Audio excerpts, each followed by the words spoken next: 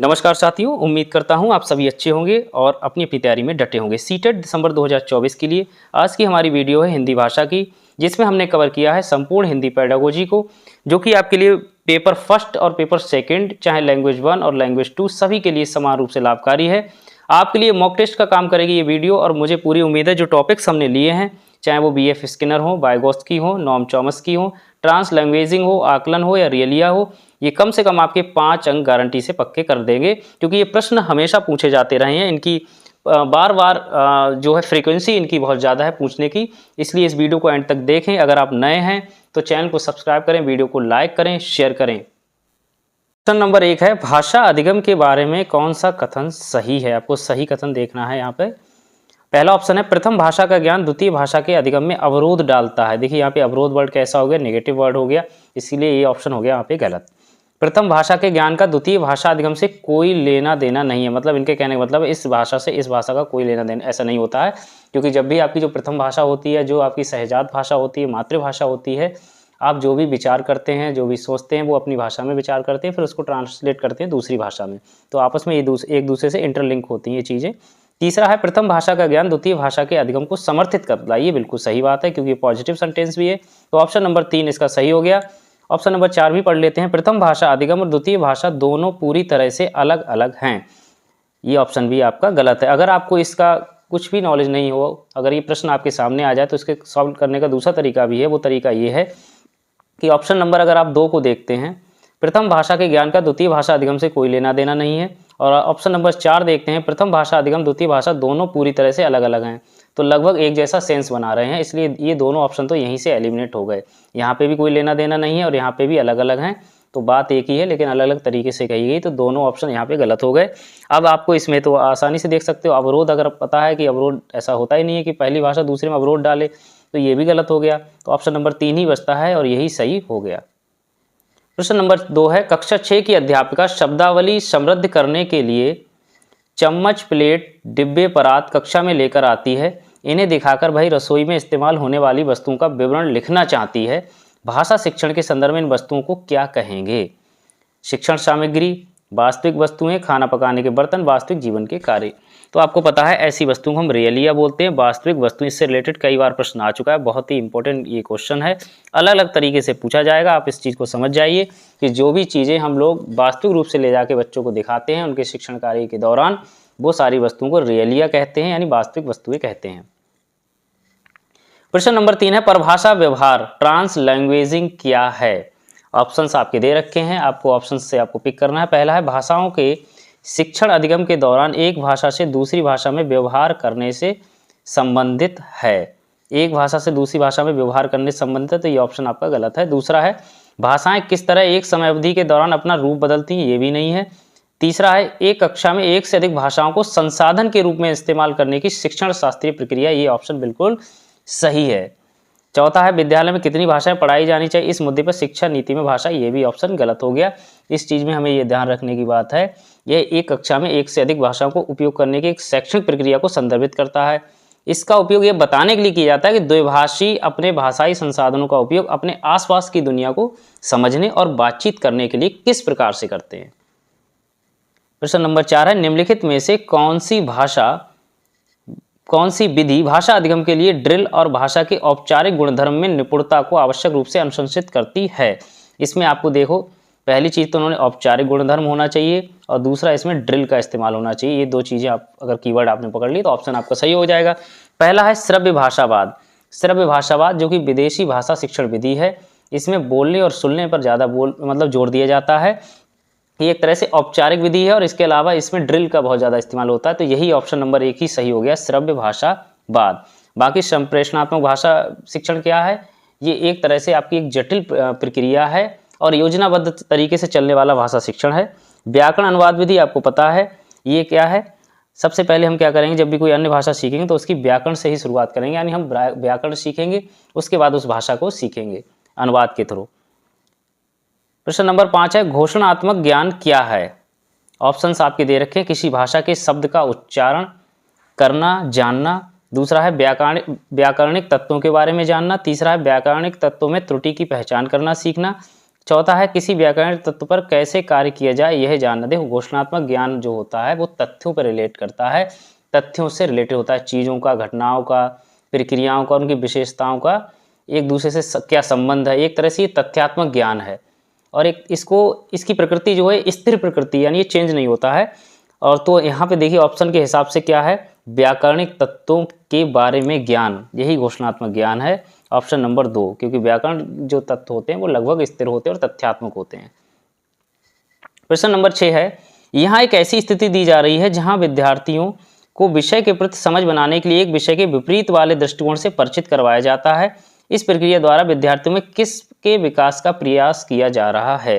यानी इसमें परिचय क्या कराया जाए, विपरीत दृष्टिकोण से। तो इसमें ये तो आपका कंफर्म हो गया, यहाँ पे आलोचना या समालोचना तो है ही, समालोचना तो होगी, यानी समालोचनात्मक आ गया। अब ये वर्ड आपने पकड़ लिया कौन कौन से ऑप्शन में, ऑप्शन नंबर 1 में और ऑप्शन नंबर 2 में, यानी या तो ऑप्शन 1 सही है या ऑप्शन 3 सही है। चूंकि यहाँ पे परिचय करवाया गया है, कोई एनालिसिस नहीं करा रहे हैं, तो सीधी सी बात है किससे रिलेट हो गया, साक्षरता से रिलेट हो गया, इसलिए ऑप्शन नंबर 3 सही है, समालोचनात्मक साक्षरता। प्रश्न नंबर 7 है, प्राथमिक स्तर पर बच्चों की भाषा का आकलन करने का उद्देश्य है उसकी पठन क्षमता का आकलन करना, उसके भाषा प्रयोग की क्षमता। देखो पठन क्षमता का आकलन सिर्फ हमारा ये उद्देश्य नहीं है भाषा में, ये गलत हो गया। उसके भाषा प्रयोग की क्षमता का आकलन, बिल्कुल सही, हम जो भाषा सिखा रहे हैं वो किस तरह उसका प्रयोग कर रहा है, ये इंपॉर्टेंट है, इसलिए ऑप्शन नंबर बी ही सही है। बाकी के ऑप्शन भी पढ़ लेते हैं। उसकी लेखन क्षमता का आकलन, उसकी बोलने की कुशलता का आकलन, ये दोनों ऑप्शन उतने अच्छे नहीं है जितना ऑप्शन नंबर बी ज़्यादा महत्वपूर्ण है। प्रश्न नंबर 8 है, आकलन की प्रक्रिया में केवल बच्चे की क्षमताओं का ही आकलन नहीं होता बल्कि शिक्षक की शिक्षण प्रक्रिया का भी आकलन होता है, यही आकलन का उद्देश्य भी होता है। यह विचार पूर्णतः सही है, बिल्कुल पॉजिटिव सेंटेंस है। और हमारी जो एजुकेशन है वो चाइल्ड सेंटर्ड है, इसलिए आप बच्चे को दोषी नहीं ठहरा सकते। सिर्फ आकलन के लिए क्या है, अगर गलती हुई है तो कहीं ना कहीं शिक्षक के शिक्षण प्रक्रिया में भी कहीं ना कहीं कोई कमी रह गई है, इसलिए ऑप्शन नंबर ए सही है, इसका पूर्णतः सही है। प्रश्न नंबर 9 है, पहली कक्षा में निम्न में से क्या लिखना के अंतर्गत आता है। पहली कक्षा की बात की जा रही है।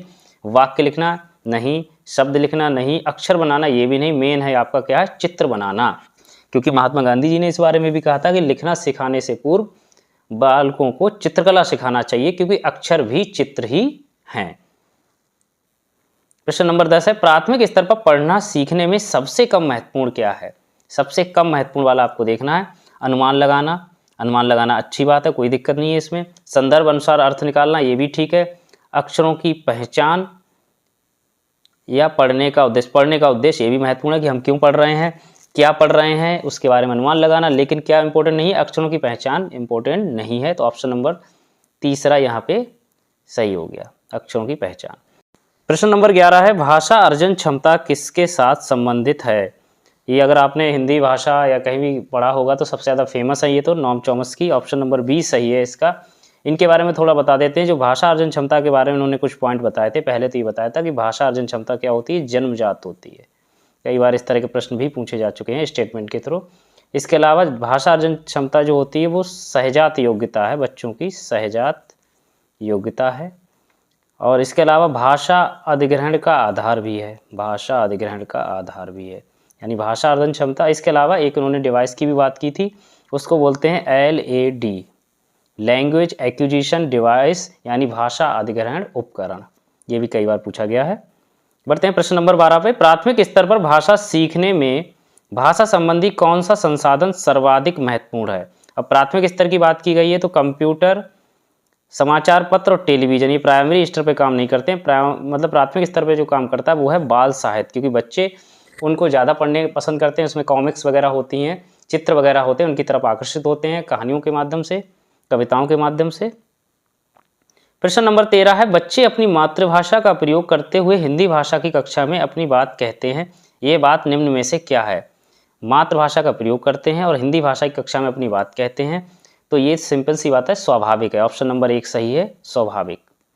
प्रश्न नंबर 14 है, बहुभाषिकता हमारी पहचान भी है और हमारी डैश व डैश का अभिन्न अंग भी है। इसमें कौन से ऑप्शंस आएंगे ये देख लेते हैं। देखो हमेशा ध्यान रखिए, सभ्यता और संस्कृति आपस में हमेशा साथ आते हैं। ये दो मतलब वर्ड हैं, ये किसी भी वाक्य में ज़्यादातर देखना, अगर ये आएंगे तो यही दोनों वर्ड साथ में आते हैं। इनको रख के देख लेते हैं।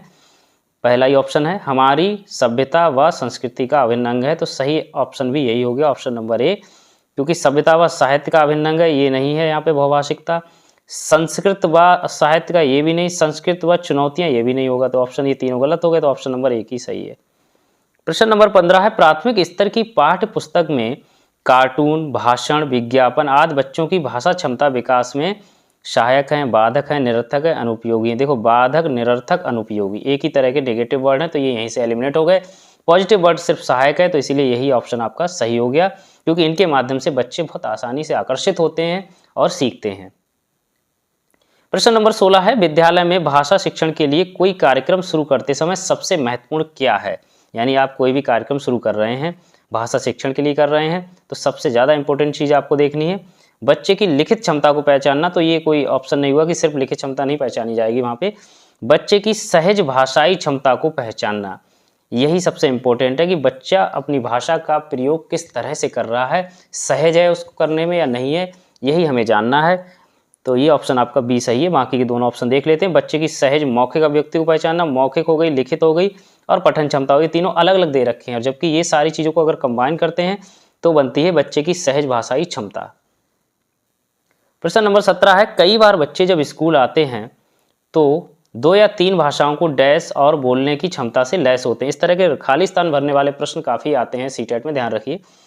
पढ़ने, लिखने, रटने, समझने, तो देखिए पढ़ना, लिखना और रटना ये हमारी प्रक्रिया का अंग है जो हम बाद में सीखते हैं, लेकिन सबसे पहले बच्चे क्या होते हैं, भाषा को समझते हैं, यानी 2 या 3 भाषाओं को समझने और बोलने की क्षमता से लैस होते हैं। ऑप्शन नंबर 4 सही है। प्रश्न नंबर 18 है, किसी विषय को सीखने का मतलब है उसकी डैश को सीखना और उसकी डैश को सीखना। विषय को सीखने के लिए आपको देखो एक तो कॉन्सेप्ट चाहिए होते हैं कि कॉन्सेप्ट क्या हो, दूसरी चीज़ होती है उसकी शब्दावली क्या है, लैंग्वेज क्या है, यानी वोकैब क्या है, ये बहुत इंपॉर्टेंट है, तभी आप उसके कॉन्सेप्ट समझ पाएंगे, सीधी सी बात है। इसलिए ऑप्शन नंबर सी इसका सही है। किसी विषय को सीखने का मतलब उसकी अवधारणाओं को सीखना और उसकी शब्दावली को सीखना। प्रश्न नंबर 19 है, प्राथमिक स्तर पर कौन सी गतिविधि बच्चों की मौखिक अभिव्यक्ति के विकास में सबसे कम प्रभावी है? लेस इफेक्टिव वाली देखनी है, लेस इफेक्टिव कौन सी है? घटना का वर्णन करना, ये ठीक है, मौखिक अभिव्यक्ति में इसमें बच्चा इंटरेस्ट भी लेगा। कहानी को शब्द साथ दोहराना, ये नहीं, ये दोहराना कि आप बोल रहे हो पीछे पीछे बच्चा बोल रहा है, अनुकरण कर रहा है, तो ये सबसे कम प्रभावी है फिलहाल अब तक। अभी भी ऑप्शन नंबर 3 भी देख लेते हैं। कहानी को अपनी भाषा में कहना बिल्कुल सही है, इसमें भी बच्चा अपनी मौखिक अभिव्यक्ति दे रहा है। चित्र दिखाकर कहानी कहलवाना, ये भी ठीक है, तो ऑप्शन नंबर इसका 2 सही है। कहानी को शब्द से दोहराना ये सबसे कम प्रभावी है। क्वेश्चन नंबर 20 है, मुहावरे और लोकोक्तियों के प्रयोग के संदर्भ में कौन सा कथन उचित है? आपको बेस्ट ऑप्शन चुनना है इनमें से। पहला, ये भाषा का अनिवार्य हिस्सा है, ठीक है। अनिवार्य तो नहीं कह सकते आप इनको, जब आपको आवश्यकता है तो आप इनका इस्तेमाल कर सकते हैं, अगर आप नहीं भी करते हैं तब भी आपका काम चल जाएगा। ये भाषा प्रयोग को प्रभावी बनाती है, बिल्कुल सही है। भाषा को नियंत्रित करते हैं, नहीं। भाषा अलंकरण इनका कार्य है, मुहावरे लोकोक्तियों का कार्य भाषा अलंकरण नहीं है यहाँ पे। तो इसमें क्या हो गया, ऑप्शन नंबर बी ही सबसे सही है, भाषा प्रयोग को प्रभावी बनाते हैं। अगर आप सही स्थिति में मुहावरे और लोकोक्तियों का इस्तेमाल करेंगे तो भाषा को और ज़्यादा प्रभावी बनाएंगे और आपकी बात को और भी प्रभावी तरीके से सामने वाले तक पहुँचाएंगे। प्रश्न नंबर 21 है, बच्चों में डैश और डैश के माध्यम से लेखन कौशल का विकास किया जाता है। तो आपको पता है बच्चे सबसे पहले रेखाएं खींचना सीखते हैं, जिसको आप कह सकते हैं रेखांकन, तिरछी रेखा, खड़ी रेखा, पड़ी रेखा। तो उसके बाद वो क्या करते हैं, छोटे छोटे गोला या चित्र बनाना, वृत्त बनाना या विभिन्न प्रकार की ज्यामितीय आकृतियाँ बनाना सीखते हैं, या और भी कई तरीके के चित्र बनाते हैं। तो वो हो गया आपका चित्रांकन। तो सही ऑप्शन हो गया ऑप्शन नंबर 1, सही आंसर हो गया ऑप्शन नंबर 1, रेखांकन और चित्रांकन। बच्चों में रेखांकन और चित्रांकन के माध्यम से लेखन कौशल का विकास किया जा सकता है। प्रश्न नंबर 22 है, मुदिता अक्षर श को सा बोलती है, मुदिता की भाषा शिक्षिका शिक्षक के रूप में आप इस स्थिति के बारे में क्या कहेंगे? इस तरह की जो भी त्रुटियां होंगी उसमें इस चीज़ का ध्यान रखना है कि वो रिलेटेड होती हैं हमेशा आपकी क्षेत्रीय भाषा से या मातृभाषा से। बच्चा जो मातृभाषा में बोलता है वही जब उससे नई लैंग्वेज कोई सीखता है या नई लैंग्वेज वहाँ मिलती है विद्यालय में, तो उसमें उसका प्रभाव उसको दिखाई पड़ता है। इसलिए इसका ऑप्शन नंबर बी सही होगा, क्षेत्रीय भाषा का प्रभाव। प्रश्न नंबर 23 है, सामाजिक अंतःक्रिया की अवधारणा डैश से संबंधित है। सामाजिक शब्द आ गया, अंतःक्रिया भी आ गई। सोशल इंटरेक्शन का मतलब सीधे सीधे आपको पता है ये किसका है, वाइगोत्स्की का है। ऑप्शन नंबर डी, वाइगोत्स्की का मानना था कि बच्चे जो है सामाजिक अंतःक्रिया के माध्यम से ही संज्ञानात्मक विकास होता है उनका, भाषा अर्जित करते हैं वो। प्रश्न नंबर 24 है, स्किनर ने भाषा सीखने की प्रक्रिया में डैश पर सर्वाधिक बल दिया। अंतःक्रिया पे, अनुकरण पे, भाषा अर्जन क्षमता पे, सृजनात्मकता पे। तो सृजनात्मकता पे दिया नहीं, ये ऑप्शन गलत हो गया। भाषा अर्जन क्षमता ये किससे रिलेटेड है? चौमस्की से रिलेटेड है, तो ये यहाँ पे ये ऑप्शन भी आपका गलत हो गया। और अंतःक्रिया यानी सामाजिक अंतःक्रिया ये भी आपका वाइगोत्स्की से रिलेटेड है, इसलिए ये भी गलत हो गया। अब बचा क्या? अनुकरण। तो ऑप्शन नंबर बी सही है, अनुकरण। यानी स्किनर ने भाषा सीखने की प्रक्रिया में अनुकरण पर सर्वाधिक बल दिया। प्रश्न नंबर 25 है, बच्चों की भाषाई क्षमताओं के आकलन के लिए डैश सर्वाधिक सहायक है। क्या सर्वाधिक सहायक है? बच्चों की परस्पर अनौपचारिक बातचीत। अभी तक तो ये ऑप्शन सही है, अनौपचारिक। बाकी का ऑप्शन देख लेते हैं। बच्चों की कक्षा में औपचारिक बातचीत नहीं, ये ऑप्शन गलत हो गया, क्योंकि औपचारिक बातचीत से भाषाई क्षमताओं का आकलन नहीं हो सकता। तीसरा है, बच्चों शिक्षक की परस्पर औपचारिक बातचीत, बच्चों का शिक्षक द्वारा प्रदत्त अभ्यासकारी, ये भी ऑप्शन गलत हो गया। तो जो बच्चा जो है जितने अच्छे से अभिव्यक्त करेगा अपनी विचारों को, वहीं पे आकलन सबसे बेहतर होगा। वो किसके साथ कर सकता है? वो अपने मित्र के साथ या अपने बच्चों के साथ, अपने समूह के साथ। तो पहला ऑप्शन इसका सही है, बच्चों की परस्पर अनौपचारिक बातचीत, उसमें किसी प्रकार का कोई बंधन नहीं होना चाहिए। प्रश्न नंबर 26 है, कौन सा प्रश्न कक्षा में बहुभाषिकता को पोषित करता है, यानी बहुभाषिकता को बढ़ावा देता है? ऐसा ऑप्शन आपको चुनना है।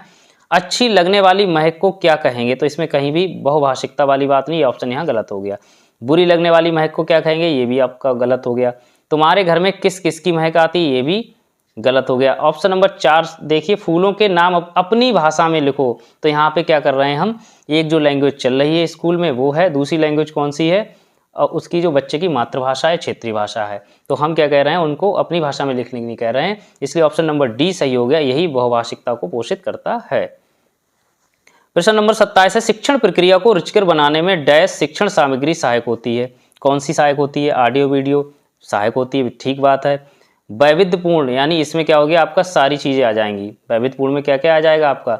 इंद्रियों के आधार पर, जैसे श्रव्य, दृश्य और श्रव्य प्लस दृश्य, यानी सारी चीजें इसके अंतर्गत आ जाती हैं। परिस्थिति के अनुसार जैसी जरूरत हो उस हिसाब से हम उस प्रक्रिया में, शिक्षण प्रक्रिया में शिक्षण सामग्री का यूज करें। अब जैसे श्रव्य के अंतर्गत क्या आ जाएगा आपका? रेडियो है, स्पीकर है। ऐसे ही आपका होता है दृश्य। दृश्य जो होता है उसके अंदर आपके मॉडल हैं, चार्ट हैं, व्हाइट बोर्ड है, मैप है। इसके अलावा लास्ट हो गया ऑडियो प्लस वीडियो, यानी श्रव्य और दृश्य। इसके अंतर्गत टीवी है, कंप्यूटर है, प्रोजेक्टर है, फिल्म वगैरह है, ये सारी चीज़ें आती हैं। ऑप्शन नंबर बी इसका सही है। बढ़ते हैं प्रश्न नंबर 28 पे। प्राथमिक स्तर पर भाषाई क्षमताओं का विकास डैश है और साहित्य डैश है। अब देखिए, भाषाई क्षमताओं का विकास, हमारा मेन उद्देश्य होता है कि हम भाषाई क्षमताओं का विकास करें। किसके माध्यम से करें? वो होता है साधन। और जो चीज़ हम प्राप्त करना चाहते हैं वो होता है साध्य, और जिसके माध्यम से प्राप्त करना चाहते हैं उसको कहते हैं साधन। तो साहित्य के थ्रू हम करना चाह रहे हैं भाषाई क्षमताओं का विकास, तो साधन हो गया साहित्य और भाषाई क्षमता हो गई साध्य। तो ऑप्शन नंबर इसका सही हो जाएगा तीसरा। प्राथमिक स्तर पर भाषाई क्षमताओं का विकास साध्य है और साहित्य क्या है? साधन है। प्रश्न नंबर 29 है, प्राथमिक स्तर पर कौन सा भाषा शिक्षण का उद्देश्य नहीं है? नहीं है प्रश्नों पर सावधानी रखनी है। पहला है अपने द्वारा कही गई बात की तार्किक पुष्टि करना। दूसरा है भाषा का सृजनशील एवं कल्पनाशील प्रयोग करना, बिल्कुल सही है। रचनाओं के माध्यम से विभिन्न विषयों को से जुड़ना, ये भी पॉजिटिव वर्ड है। भाषा संबंधी व्याकरण को पूर्णता कंठस्थ करना। अब देखिए, आप फंसोगे तो यहाँ फंस सकते हो, तार्किक पुष्टि करना। चूंकि आपने जो भी बात कही गई है उसकी बिल्कुल तर्क के साथ पुष्टि होनी चाहिए, यही शिक्षक का कर्तव्य है। इसलिए ऑप्शन नंबर 1 भी यहाँ पे सही है, बी भी सही है, सी भी सही है। गलत कौन सा हो गया? व्याकरण का कंठस्थ करना, यानी हमें रटाना नहीं है। तो ऑप्शन नंबर डी यहाँ पे सही है, क्योंकि इसमें नहीं पूछा था इसलिए। प्रश्न नंबर 30, कक्षा में भाषा की डैश के प्रति डैश बनकर उसका उपयोग भाषा शिक्षण में करना चाहिए। अब भाषा की क्या हो सकती है? विविधता हो सकती है ना, संवेदनशीलता हो नहीं सकती, कठोर एक रूपता होगी नहीं। भाषा जो होती है, भाषा की जो कक्षा होती है उसकी भाषा में विविधता का मतलब ये है कि विभिन्न विभिन्न परिवेश से बच्चे आते हैं, उनकी अपनी अपनी क्षेत्रीय भाषा होती है, मातृभाषा होती है। उनके प्रति हमें क्या करना है? थोड़ा सेंसिटिव बनना है। क्या करना है? संवेदनशील बनकर उसका उपयोग भाषा शिक्षण में करना चाहिए। तो ऑप्शन नंबर बी सही है। कक्षा में भाषा की विविधता के प्रति संवेदनशील बनकर उसका उपयोग भाषा शिक्षण में करना चाहिए। और बहुभाषी कक्षाओं में यही सबसे बड़ी चुनौती होती है कि भाषा की विविधता को कैसे हैंडल करें। तो उसको क्या करना है? संवेदनशील तरीके से आपको हैंडल करना है। आज के लिए बस इतना ही। बहुत बहुत धन्यवाद। मिलते हैं अगली वीडियो में।